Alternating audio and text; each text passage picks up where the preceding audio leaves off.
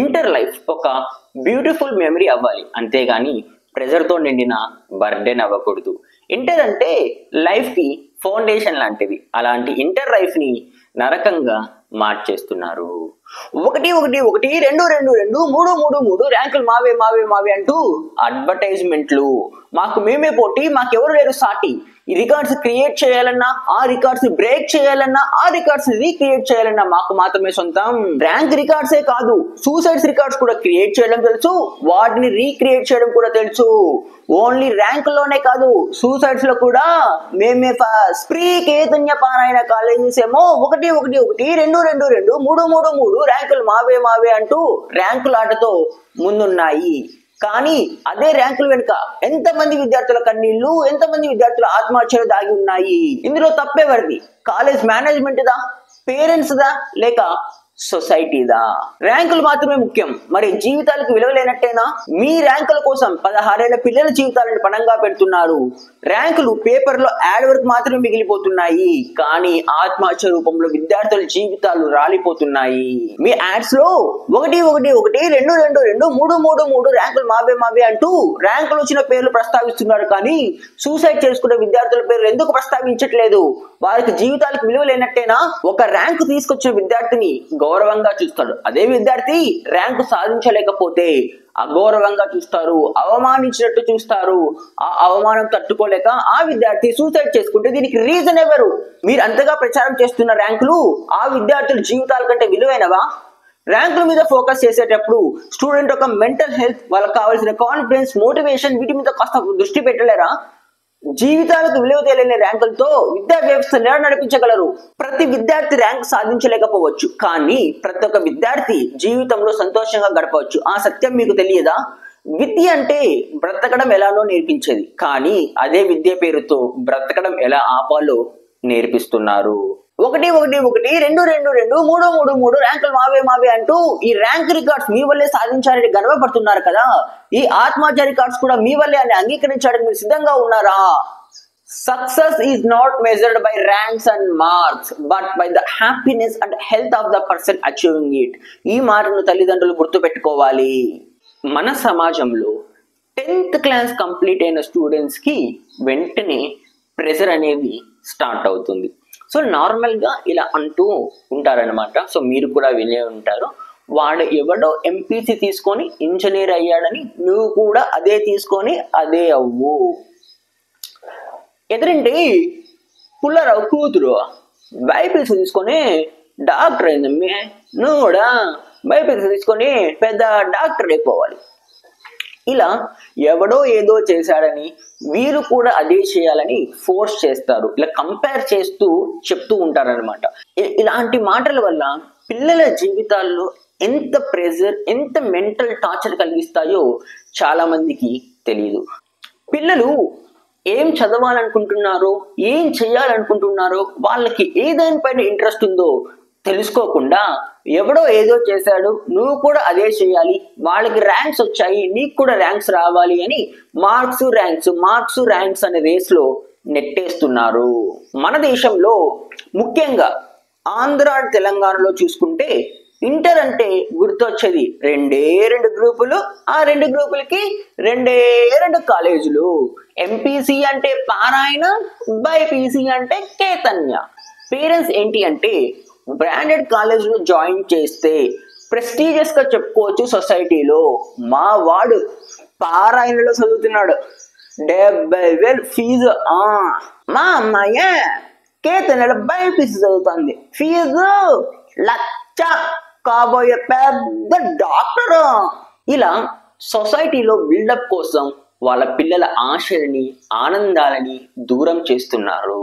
మ్యాథ్సే రాదు, మ్యాథ్స్ అంటేనే భయం, వాళ్ళని తీసుకుని వెళ్ళి జైలు లాంటి కాలేజీలో పడేసి నువ్వు ఎంపీసీ చేయాలి, నువ్వు ఇంజనీర్ అవ్వాలి. మా ఫ్రెండ్ కొడుకు ఈ కాలేజీలో చదివి ఇంజనీర్ అయ్యాడు, నువ్వు కూడా ఈ కాలేజీలో చదివి మ్యాథ్స్ ఎంపీసీని తీసుకొని ఇంజనీర్ అవ్వాలి అని చెప్పి ఫోర్స్ఫుల్ గా జాయిన్ చేస్తారు అక్కడ. సో నాకు మ్యాథ్సే రాదు అంటే వినరే.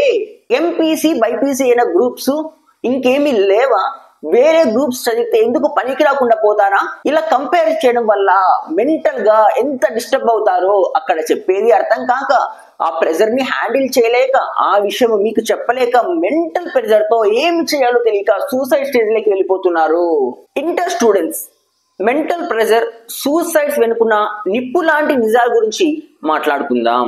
ఇంటర్ స్టూడెంట్స్ సూసైడ్స్ వెనుకున్న మెయిన్ రీజన్స్ మెంటల్ ప్రెజర్, చదువుతున్న చదువు అర్థం కాకపోవడం, పేరెంట్స్ ఎక్స్పెక్టేషన్స్ ని రీచ్ అవ్వలేకపోవడం, ఇవన్నీ థింక్ చేసి మెంటల్ గా డిస్టర్బ్ అవుతున్నారు. ఇది ఒక కఠిన సత్యం. మన పిల్లలని పోటీ ప్రపంచంలోకి పంపి ఒత్తిడి నిండా జీవితాలని నెత్తి మీద రుద్దుతున్నాం. ఇంటర్ అంటే 2 బ్రాండ్లు ఉన్నాయి కదా, అందులో జైల్ లాంటి హాస్టల్లో పడేస్తారు. ప్రతి సంవత్సరం వందల మంది విద్యార్థులు ప్రెజర్ వల్ల సూసైడ్ చేసుకొని చనిపోతున్నారు. 2019 నుంచి 2021 వరకు చూస్తే దేశం మొత్తం మీద 35,950 మంది విద్యార్థులు సూసైడ్ చేసుకొని చనిపోయారు. అదే తెలుగు రాష్ట్రాల్లో ప్రతి ఏటా యావరేజ్ గా 400 నుంచి 450 మంది విద్యార్థులు సూసైడ్ చేసుకుంటున్నారు. 2023 సంవత్సరంలో హైదరాబాద్ లో ప్రీ చైతన్య కాలేజ్ లో ఒక 17 years విద్యార్థి సూసైడ్ చేసుకున్నారు. ప్రతిరోజు మార్క్స్ తక్కువ వస్తున్నాయని అవమానించడంతో ఆ అవమానం తట్టుకోలేక, ఆ ప్రెజర్ ని హ్యాండిల్ చేయలేక, ఏం చేయాలో తెలియక సూసైడ్ చేసుకుని చనిపోయారు. అదే సంవత్సరం గుంటూరులో ఒక అమ్మాయి రోజుకి 18 గంటలు చదవడం వల్ల మెంటల్ గా డిస్టర్బ్ అయ్యి మార్క్స్, ర్యాంక్స్ అనే కాంపిటీషన్ లో ఉండిపోయి ఆ ప్రెజర్ ని తట్టుకోలేక సూసైడ్ చేసుకుని చనిపోయింది. ఇలా చెప్పుకుంటూ పోతే సీజన్స్ తీయచ్చు. సో వెబ్ సిరీస్ చూస్తూ ఉంటారు కదా మీ అందరూ. ఈ వెబ్ సిరీస్ లో every year is a new season. ఒక్కొక్క స్టూడెంట్ కి ఒక్కొక్క స్టోరీ, ఒక్కొక్క ఎపిసోడ్ పెట్టామనుకోండి, ఎవ్రీ ఇయర్ ఒక్కొక్క ఇయర్ మనం తీసుకుంటూ వస్తే ఒక్కొక్క సీజన్ మనం అయితే క్రియేట్ చేయొచ్చు. పెద్ద web series season 1, season 2, season 3 seasons తీసుకుంటూనే పోవచ్చు. అంత పెద్ద లిస్ట్ అయితే ఉంది. ఇక్కడ తప్పు ఎవరిది? ఇష్టం ఉందా లేదా అని తెలుసుకోకుండా ఎవడో ఏదో చేశాడని నువ్వు కూడా అదే చేయాలని ఫోర్స్ఫుల్ గా జాయిన్ చేస్తున్నారు. పేరెంట్స్ దా మార్క్స్ రావాలి, ర్యాంక్స్ కావాలి అంటూ చెప్పేది అర్థమైంది, అర్థం కాకుండా ఏం తెలుసుకోకుండా నువ్వు బట్టి పట్టించి చదివించి ర్యాంక్స్ మార్క్స్ అని ప్రెజర్ చేసే కాలేజ్ మేనేజ్మెంట్ దా. ఏంటి ఇన్ని మార్క్స్ వచ్చాయి నీకు, వాడికి ఏంటి అన్ని మార్క్స్ వచ్చాయి అని ఇలా కంపేర్ చేసే సొసైటీ దా. పేరెంట్స్ మైండ్ సెట్ ఎలా ఉంటుంది అంటే, వాళ్ళ పిల్లల్ని ప్రెస్టీజియస్ కాలేజీలో జాయిన్ చేశాం, ఇంకా వాళ్ళు అక్కడ బాగా చదువుకుంటారు, మంచి మార్క్స్ వస్తాయి, మంచి ర్యాంక్స్ వస్తాయని ఎన్నో ఎక్స్పెక్టేషన్స్, హోప్స్ వాళ్ళ మీద అయితే పెట్టుకుంటారు. ఆ ఎక్స్పెక్టేషన్స్, ఆ హోప్సే ఆ పిల్లల పైన ఒక పెద్ద ఒత్తిడిని కలిగిస్తాయి. హాస్టల్ అంటే తినే టైంకి తిండి ఉండదు, టైంకి నిద్ర ఉండదు, తిని పడుకునే పరిస్థితి కూడా ఉండవు. అది జైలు కంటే దారుణంగా ఉంటుంది. స్టూడెంట్స్ ని ఎర్లీ మార్నింగ్ 4 నుంచి రాత్రి 10:30, 11 వరకు చదవాల్సిన పరిస్థితి. సో చదివిస్తారనమాట. అలాగా చదివించడం కాదు, అది బట్టి పట్టించడం. కొంతమంది స్టూడెంట్స్ ఇలా అన్నారు, జైల్లో ఉన్న ఖైదీల కన్నా టైంకి నిద్ర, తిండి ఉంటుంది, మా స్టూడెంట్స్ కి మాత్రం టైంకి తిండి ఉండదు, టైంకి నిద్ర ఉండదు, మాతో కంపేర్ చేస్తే ఆ జైల్లో ఉన్న ఖైదీలు చాలా బెటర్ అని. హాస్టల్లో స్టూడెంట్స్ అలోన్ గా ఉంటారు, మనుషుల కంటే ఎక్కువగా బుక్స్ తో టైం స్పెండ్ చేస్తూ ఉంటారు. బయట ప్రపంచం ఏమీ తెలీదు, బయట ఏం జరుగుతుందో కూడా వాళ్ళకు తెలియదు. ఇలా సరైన ఫుడ్, ప్రాపర్ స్లీప్ లేక వాళ్ళ మెంటల్ హెల్త్ అనేది ఎంత డిస్టర్బ్ అవుతుందో, ఆ మెంటల్ హెల్త్ వల్ల, ప్రెజర్ వల్ల మెంటల్ టార్చర్ ఫేస్ చేస్తున్నారు. ఇలా ఇంత టార్చర్ అయినా, మెంటల్ గా ఎంత డిస్టర్బ్ అయినా వాళ్ళ పేరెంట్స్ కి మాత్రం చెప్పలేరు. 16 ఏళ్ల పిల్లలు బయట ప్రపంచం గురించి కనీస అవగాహన ఉండదు. ఫ్రెండ్స్, పేరెంట్స్ లేని వాతావరణం, రోజుకి 18 గంటల చదువు, అది కూడా అర్థం కాని చదువు. ఏం చదువుతున్నామో, ఎందుకు చదువుతున్నామో తెలియకుండానే చదువుతున్న చదువు. ఇలా ఉండే స్టూడెంట్స్ ఎంత ప్రెజర్ ని ఫేస్ చేస్తున్నారో, ఎంత మెంటల్ టార్చర్ ని అనుభవిస్తున్నారో, ఆ మెంటల్ టార్చర్ వల్ల ఎన్ని మెంటల్ హెల్త్ ప్రాబ్లమ్స్ వస్తాయో మీకు తెలుసా? Mental health problems in students main గా చూసుకున్నట్లయితే ఎమోషనల్ డిటాచ్మెంట్.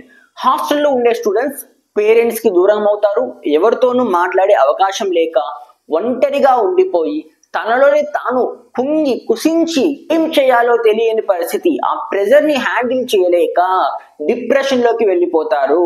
ఆ డిప్రెషన్ నుంచి సూసైడికల్ థాట్స్ ఎక్కువ అవుతున్నాయి. Unrealistic expectations. స్టూడెంట్స్ ర్యాంక్ సాధించలేకపోతే వాళ్ళ పేరెంట్స్ ఏమంటారో, ఏమి అనుకుంటారో అనే ఆలోచన. ఇన్ కేస్ ఫెయిల్ అయితే ఏమంటారో, సొసైటీ ఏమనుకుంటుందో అనే భయం.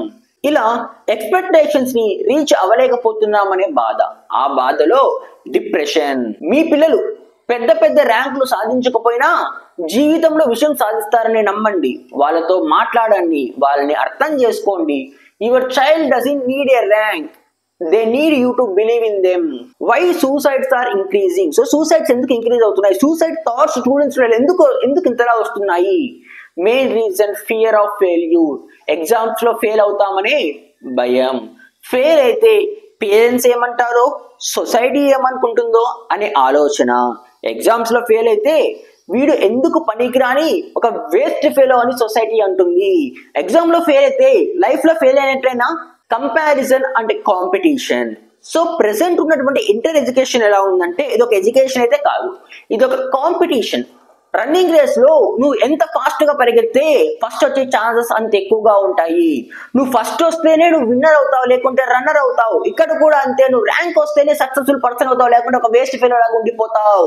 చదువు కూడా ఒక కాంపిటీషన్ అయిపోయింది. పేరెంట్స్ వేరే పిల్లలతో కంపేర్ చేయడం, వాడికి ఈ ర్యాంక్ వచ్చింది నీకెందుకు ఈ ర్యాంక్ రాలేదు, ఇలా కంపేర్ చేయడం. Okay, pressure from parents and society. మా వాడు, సో పేరెంట్స్ ఎలా ఫీల్ అవుతారంటే మా వాడు పెద్ద కాలేజీలో చదువుతున్నాడు, మంచి ర్యాంక్ తెస్తాడు అని చెప్పేసి అందరికీ చెప్పడం, అది చాలా ప్రెజర్ గా ఫీల్ అవుతారు స్టూడెంట్స్.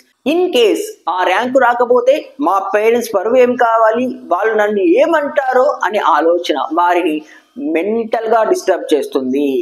ర్యాంక్ వస్తేనే జీవితం ఉంటుంది అని, ర్యాంక్ రాకపోతే జీవితం లేదని ఫీలింగ్ స్టూడెంట్స్ లో కలిగిస్తున్నారు ఈ సొసైటీ.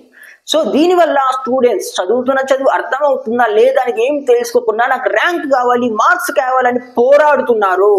ర్యాంక్స్ మార్క్స్ అనే రేస్ లో పరిగెడుతున్నారు. ఈ రేస్ లో పరిగెత్తి పరిగెత్తి పరిగెత్తి అలిసిపోయి సూసైడ్ చేసుకొని చనిపోతున్నారు. ఆత్మహత్య అనేది సమస్యకి పరిష్కారం కాదు, కానీ ఆత్మహత్యలు ఎందుకు జరుగుతున్నాయో అర్థం చేసుకొని వాటిని నివారించగలం.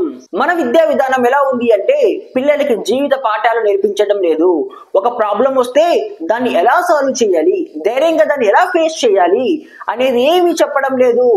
ఓన్లీ బుక్స్ లో ఉన్న లెక్కల్ని మ్యాటర్ ని చదివించి బట్టి పట్టించి మార్క్స్ ఎలా తెచ్చుకోవాలి, ర్యాంక్స్ ఎలా తెచ్చుకోవాలి అదే చెప్తున్నారు. అంతేగాని జీవితంలో ఒక ప్రాబ్లం వస్తే, ఒక సమస్య వస్తే దాన్ని ఎలా పరిష్కరించాలి, ఎలా సాల్వ్ చేయాలి, ధైర్యంగా పోరాడాలి అనే విషయం ఏమి చెప్పడం లేదు. ఓన్లీ బుక్ లో ఉన్న మ్యాటర్ ఎలా చదవాలి, ఎలా బట్టి కొట్టాలి, బట్టి కొట్టింది ఎగ్జామ్ లో ఎలా రాయాలి, ఎగ్జామ్ రాసిన మార్క్స్ ఎలా తెచ్చుకోవాలి, ర్యాంక్స్ ఎలా సాధించాలి, ఇది మాత్రమే చెప్తున్నారు. ర్యాంక్స్ కన్నా జీవితం ముఖ్యం. మనలో చాలా మంది స్టూడెంట్స్ తో చదువు మాత్రమే సక్సెస్ ఇస్తుంది అని చెప్తూ ఉంటారు. నువ్వు చదివితేనే లైఫ్ లో పనికొచ్చేవాడి అవుతావు, లేకుంటే ఒక వేస్ట్ ఫెలో, ఒక విధవి మాత్రమే అవుతావు. చదువు ఉంటేనే నువ్వు లైఫ్ లో ఏదైనా సాధించగలవు. నువ్వు చదవాలి, చదువుతో పాటు ర్యాంక్ రావాలి, మార్క్స్ రావాలని స్టూడెంట్స్ లో ప్రెజర్ ని నింపుతున్నారు. చాలా మంది స్టూడెంట్స్ అది నమ్మేసి చదివి ఆ ర్యాంక్స్ కోసం పోరాడుతున్నారు. ఆ పోరాటంలో మరణిస్తున్నారు. ఫస్ట్ ఈ కంపారిజన్ ని ఆపండి. ఎవడో ఏదో చేశాడని వీడు కూడా అదే చేస్తే వాడికి వీడికి తేడా ఏంటి? ఆలోచించండి, ఇకనైనా మారండి. చదువు మాత్రమే జీవితం కాదు, జీవితంలో చదువు ఒక పార్ట్ మాత్రమే. ఎవరివరీ హ్యాస్ ఎ యూనిక్ టాలెంట్. అందరి టాలెంట్ క్యాపబిలిటీస్ ఒకేలాగా ఉండదు. ఒకడు చదువులో ఫస్ట్ వస్తాడు, ఒకడు గేమ్స్ లో ఫస్ట్ ఉంటాడు, ఒకడు టెక్నాలజీలో ఫస్ట్ ఉంటాడు. ఒక్కొక్కరికి ఒక్కొక్క హిడెన్ టాలెంట్స్ అయితే ఉంటాయి. చదువులో టాపర్ కాకపోవచ్చు, లైఫ్ లో టాపర్ అవ్వచ్చు కదా. ఒక ఎగ్జాంపుల్ తీసుకుందాం, సచిన్ టెండూల్కర్ గారు ఉన్నారు కదా. సో సచిన్ టెండూల్కర్ ఏం చదివాడు? చదువులో మంచి మార్క్స్ వచ్చాయా, ర్యాంక్స్ వచ్చాయా? రాలేదు కదా. కానీ తనకున్నటువంటి క్రికెట్ స్కిల్స్ తో గ్లోబల్ ఐకాన్ అయ్యారు. అలా టాలెంట్ ని ఐడెంటిఫై చేయడం చాలా ఇంపార్టెంట్. అది చదువులో అవ్వచ్చు, ఆర్ట్స్ లో అవ్వచ్చు, స్పోర్ట్స్ లో అవ్వచ్చు, లేకపోతే టెక్నాలజీలో కూడా అవ్వచ్చు. స్టూడెంట్స్ ని ర్యాంక్స్ కోసం కంపేర్ చేయడం ఇకనైనా ఆపండి. ఆ కంపారిజన్ తో స్టూడెంట్స్ ఎంత స్ట్రెస్ ఫీల్ అవుతున్నారో, ప్రతి ఒక్క స్టూడెంట్స్ కి వాళ్ళ స్ట్రెంత్ ని ఐడెంటిఫై చేసేదానికి ఫ్రీడమ్ ఇవ్వండి. ఫెయిల్యూర్స్ వస్తే దాన్ని సక్సెస్ కి ఫస్ట్ స్టెప్ గా ఎలా తీసుకోవాలో చెప్పండి. మోటివేట్ చేయండి, వాళ్ళలో కాన్ఫిడెన్స్ ని నింపండి. సూసైడ్ ని ప్రివెంట్ చేయడానికి మనం చేయాల్సిన పని ఏంటి అంటే ఫస్ట్ థింగ్ ఈ కంపారిజన్ ని ఆపండి. వాడెవడో ఏదో చేసాడు, వీడు కూడా అదే చేయాలని కంపేర్ చేయడం ఫస్ట్ స్టాప్ చేసేయండి. అప్పుడు మాత్రమే స్టూడెంట్స్ బ్రతుకుతారు, లేకుంటే స్టూడెంట్స్ చచ్చిపోతూనే ఉంటారు. వాళ్ళకు ఏది ఇంట్రెస్ట్ ఉందో అందులో ఎంకరేజ్ చేయండి, పాజిటివ్ సపోర్ట్ ఇవ్వండి, వాళ్ళని మోటివేట్ చేయండి, స్ట్రెస్ ని రెడ్యూస్ చేయండి. అంతేకాని నువ్వు ఎంపీసీనే చదువు, నువ్వు ఇంజనీర్ అయ్యవు, నువ్వు బైపీసీ చదువు, నువ్వు డాక్టర్ అయ్యవు అంటూ వాళ్ళని ఫోర్స్ చేయకండి. వాళ్ళకి ఏది ఇంట్రెస్ట్ ఉందో, ఏ దానిపైన ఇంట్రెస్ట్ ఉందో, వాళ్ళు ఏమి చేయాలనుకుంటున్నారో ఫస్ట్ తెలుసుకోండి. తెలుసుకున్న దానిపై వాళ్ళకు ఉన్నటువంటి ఇంట్రెస్ట్ పై మీరైతే ఎంకరేజ్ అయితే చేయండి. అంతేకాని ఇలా ప్రెజర్ చేసి ఎక్కడో ఆ జైలు లాంటి హాస్టల్లో పడేసి నువ్వు ఎంపీసీనే చదువు, నువ్వు ఇంజనీర్ అవ్వాలి, వాడెవడో ఇంజనీర్ అయ్యాడు, నువ్వు కూడా ఇంజనీర్ అయ్యారు అని చెప్పేసి ఇలా ప్రెజర్స్ ని పెట్టకండి. ఫెయిల్యూర్ వస్తే దాన్ని పాజిటివ్ గా ఎలా తీసుకోవాలో చెప్పండి. అదొక సక్సెస్ కి బిగినింగ్ లాగా తీసుకునేలాగా చేయండి.